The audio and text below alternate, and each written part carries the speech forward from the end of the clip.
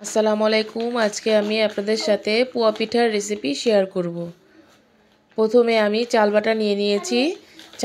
চাল বাটা এখানে নিয়েছি হলো আতপ চাল, পোলাওয়ের চাল আর হলো মিনিকেট চাল। তিনোটা চাল আমি আধা কাপ করে নিয়ে নিয়েছি। নিয়ে সকালে পানি দিয়ে ভিজিয়ে রেখেছিলাম। আর এখন আমি রাত্রে সেই পিঠাটা তৈরি করছি।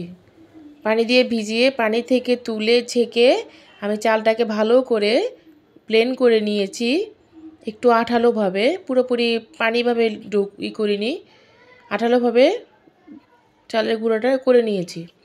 আর এখানে চালের গুঁড়ার উপরে আমি দিয়ে নিলাম গুড়, গ্রেট করে রাখা গুড়।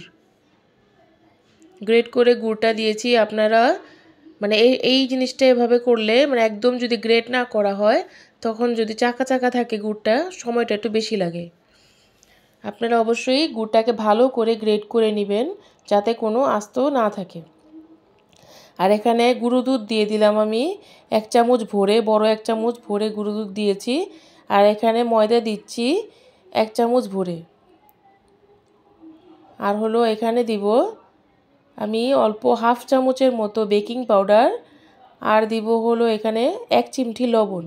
সব দিয়ে একসাথে আমি এটাকে ভালো করে মিশিয়ে নিব। এই ব্যাটারটা আপনারা অবশ্যই হাতের সাহায্যে ভালো করে মিশিয়ে নেবেন, তাহলে আপনাদের ব্যাটারটা সুন্দর হবে। পিঠাটাও তৈরি করলে অনেক দেখতে সুন্দর লাগবে, খেতেও ভালো লাগবে, একদম ফুলে ফ্লাপি হয়ে যাবে।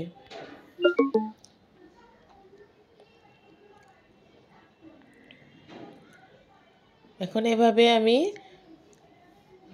আস্তে আস্তে করে এরকম করে ভালো করে মিশিয়ে গুড়গুলো গলিয়ে নিব। আপনারা ইচ্ছা করলে আপনারা গুড়টাকে পানিতে শিরা করেও নিতে পারেন।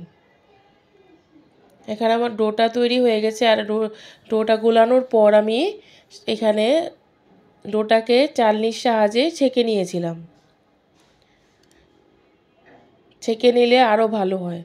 আর তেলটা আমার ভালো করে গরম করে নিয়েছি। আপনারা দেখতে পাচ্ছেন যে আমি একটা পুরাতন কড়াই নিয়েছি।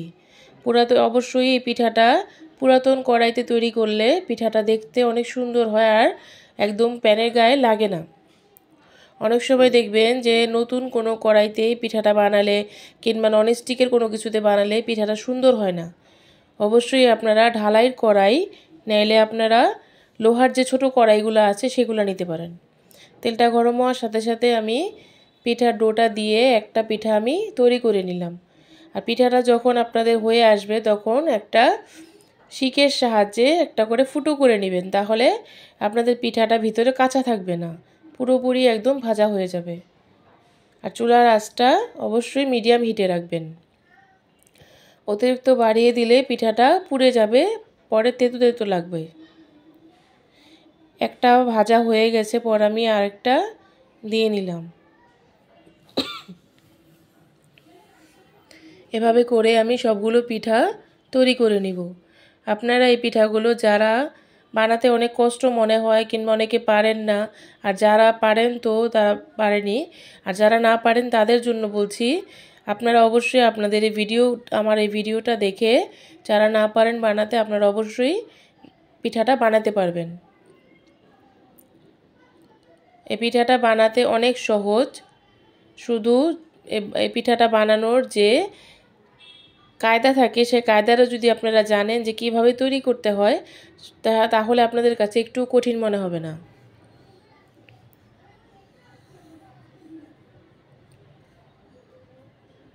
আর তেলটা অবশ্যই আপনারা একদম ঝরিয়ে উঠাবেন। তেল আমাদের স্বাস্থ্যের জন্য অনেক ক্ষতিকর, তারপরেও আমরা খাই তেলের জিনিস।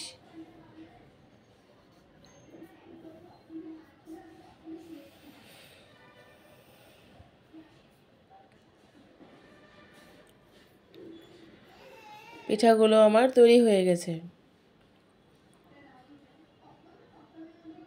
দেখেন ফুলে কত সুন্দর, একদম টইটুম্বুর হয়ে আছে ফুলে।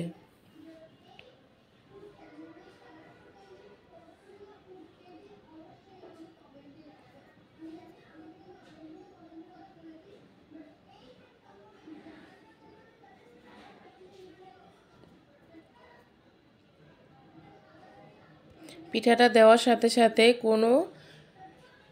কোনো চামচ বা খুন্তি কিছু দিয়েই প্রথম উল্টাতে হবে না। এটা নিচে নিচেই দেখবেন তেলের মধ্যে ভেসে উঠেছে, তখন আপনারা এটাকে উল্টিয়ে দিতে পারেন।